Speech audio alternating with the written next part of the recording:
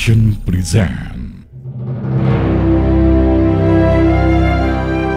Soekarno mengampuni Daniel Maucar.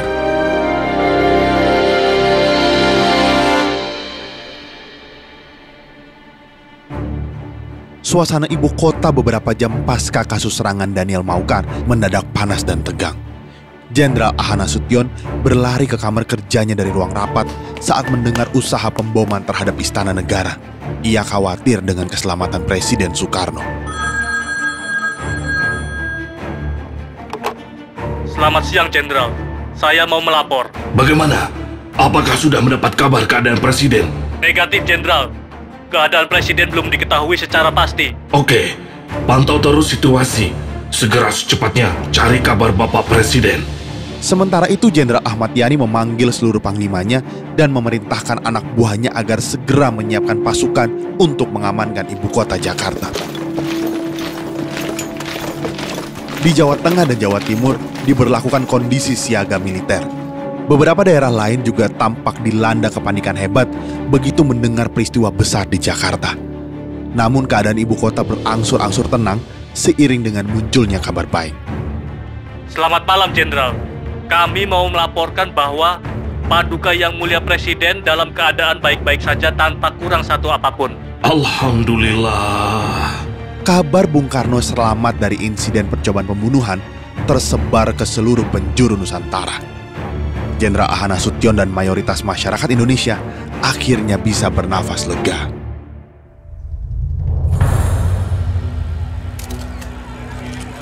Beberapa minggu kemudian, setelah menghabiskan beberapa waktu di dalam tahanan militer, akhirnya Dance dibawa ke ruang sidang militer untuk diadili. Di dalam pengadilan itu, ia tidak sendirian. Ia diadili bersama Samuel Karundeng, tokoh permesta di Jakarta. Sang hakim pun mulai menunaikan tugasnya memimpin jalannya persidangan. Apa motif Anda berusaha membunuh Yang Mulia Presiden Soekarno? Bagaimana saya bisa membunuh orang yang jadi idola saya? Saya menembak Istana Negara saat tidak ada tanda bendera kuning emas. Pada zaman Presiden Soekarno, terdapat satu kode kepresidenan RI, yakni tanda bendera kuning emas. Tanda ini berarti bahwa jika bendera kuning ini terpasang di depan istana, ini merupakan tanda presiden sedang berada di sana. Aksi hebat Daniel Maucar ini lebih banyak dilatar belakangi karena ia tertarik pada konsep permesta untuk melawan Bung Karno yang dituding sedang disetir pihak komunis. Hakim akhirnya memutuskan vonis hukuman mati pada Daniel Alexander Maucar. Setelah mendengar vonis hukuman mati, Dance sebagai prajurit segera berdiri tegap dan memberi hormat. Baginya merah putih tetap di dada, dan ia bersikeras bukan berkhianat kepada negara, tetapi hanya mengoreksi ketimpangan dengan caranya sendiri. Namun nasib seseorang tidak bisa diprediksi. Daniel Maucar yang divonis hukuman mati akhirnya bisa lolos dari hukuman itu. Keajaiban itu datang dari Tuhan melalui perantara seorang wanita yang merupakan seorang artis ibu kota. Saat itu Rima sangat menyukai Dance. Berkali-kali Rima Melati mengunjungi ke sel tahanan Dance hanya sekedar untuk bertemu dan berbicara saja. Cobalah kamu minta maaf kepada Bung Karno. Mendengar bujukan Rima, Dance hanya tersenyum dan lelaki ganteng keras kepala ini pun menolak. Saya tidak akan minta maaf pada Bung Karno. Bagi saya, ini prinsip.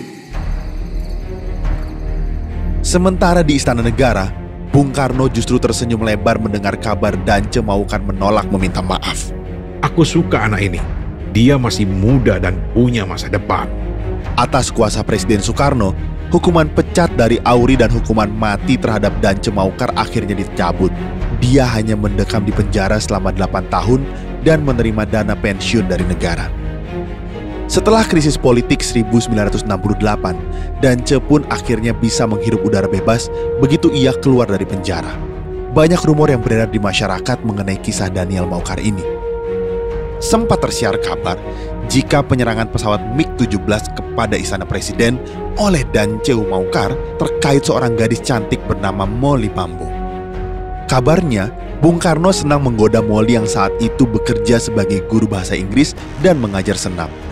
Dance sendiri mengaku sempat bertunangan dengan Molly, tetapi tak sampai ke jenjang pernikahan. Penyerangan ke istana itu tidak ada sangkut pautnya dengan Molly. Rupanya rumor ini segera disebar untuk menutup-nutupi keterlibatan Badan Intelijen Pusat Amerika Serikat CIA yang dituding berada di balik banyaknya gerakan pemberontakan di Indonesia, termasuk Permesta. Aksi heroik pemuda Minahasa ini akan terus dikenang sebagai pilot petualang paling hebat di Indonesia.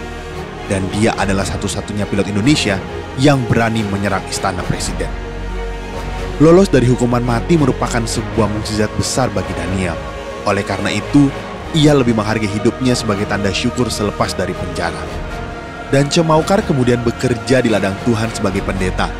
Pekerjaan kerohanian itu terus ditekuninya hingga tutup usia tahun 2007 di Jakarta pada usia 72 tahun.